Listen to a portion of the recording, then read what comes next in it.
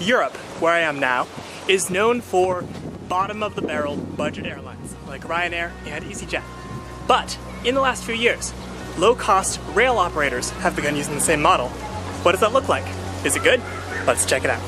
Today, we'll be riding from Barcelona to Madrid on Ouigo España, a subsidiary of France's national railway network, SNCF. Barcelona Centre Station, where we begin, is not much to look at, as it was built in the 1970s, but it saw 46 million passengers in 2018. We pass through a small security checkpoint, then head to the underground platform, where our double-decker TGV train is waiting. Of course, I have to get a seat on the top deck. As we pull out of the station, we parallel a Catalonian regional train. Interestingly, while Spain's high-speed trains are international standard gauge, all other trains in Spain are Iberian broad gauge, meaning that 6 of the tracks at Centre Station are standard gauge and 8 are broad gauge. We pick up speed, gliding along the 386-mile high-speed right-of-way between Barcelona and the Spanish capital. The line was opened in 2008, putting a huge dent in what had been an incredibly popular route for air travel.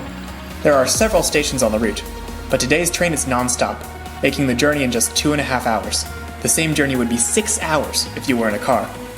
Exiting our Nivel Cielo, or sky-level seating area, we find a bathroom, luggage racks, and a cell phone area. Downstairs, on Nivel Tierra, or earth level, we find more seats, as well as doors to the station platforms. These TGV train sets feature dedicated cafe spaces, with bar-style seating, overpriced drinks, and excellent views. But hold on a second, why are TGV trains running in Spain at all? Well, due to a recent change in regulations, third-party operators can run trains on Spain's high-speed rail infrastructure. Besides Ouigo España, the line also plays host to Avlo, no, not Avalo, Avlo, a low-cost high-speed rail service by Renfe, Spain's national railway network.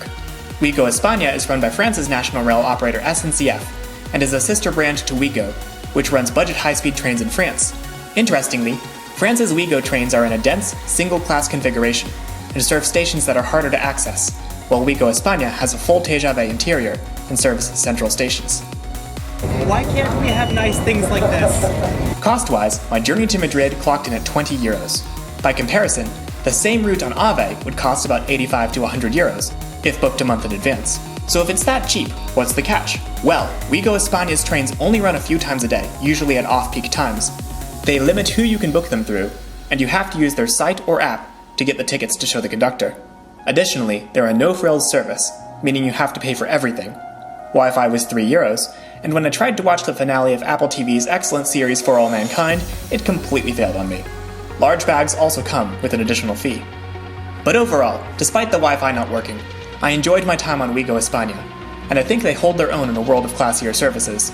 Before we know it, we're getting off at Madrid's Atocha station. This complex is made up of 2 separate stations for low and high-speed services. We're in the newer Puerta de Atocha station, which also serves AVE, Avant, and Avlo trains. But ours remains the only double-decker train in sight. Y ahora es el fin del video. Gracias para mirarlo y ¿cómo se dice take care en español?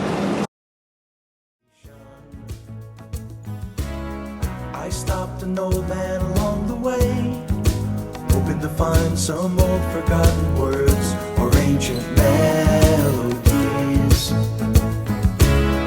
He turned to me as if to say, hurry boy, it's waiting there for you. Gonna take a lot to drag me away from you. There's nothing that 100 men or more could ever do. I bless the rains down in Africa. We're gonna take some time to do the things we never